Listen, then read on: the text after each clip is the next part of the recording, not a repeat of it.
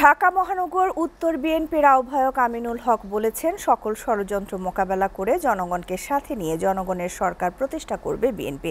তিনি বলেন, জনগণের সরকার দেশের প্রয়োজনীয় সংস্কারের পাশাপাশি রাষ্ট্রীয় প্রতিষ্ঠানগুলো ঢেলে সাজাবে।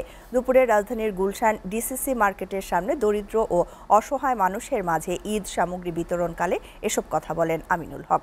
বিএনপির কেন্দ্রীয় নেতা শিল্পপতি কামাল জামান মোল্লার পৃষ্ঠপোষকতায় এবং ঢাকা 17 আসনের গুলশান বনানী থানা বিএনপির উদ্যোগে হাজারো অসহায় মানুষকে ঈদ সামগ্রী প্রদান করা হয়।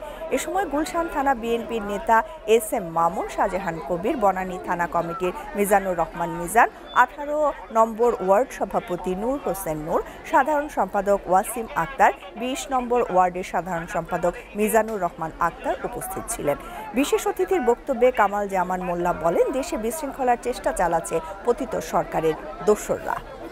শেখ হাসিনার দোসররা বাংলাদেশের আনাচে কানাচে আছে, তাদের উদ্দেশ্যে আমি বলতে চাই, এখনো সময় আছে, ভালো হয়ে যান।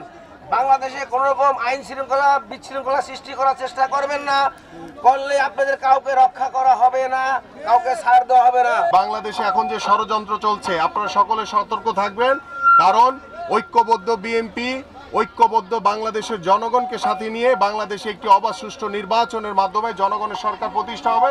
সেই জনগণের সরকারই পরিপূর্ণভাবে সংস্কার করবে এবং পরিপূর্ণভাবে স্বাধীনভাবে সকল রাষ্ট্রীয় প্রতিষ্ঠান ঢেলে সাজানো হবে।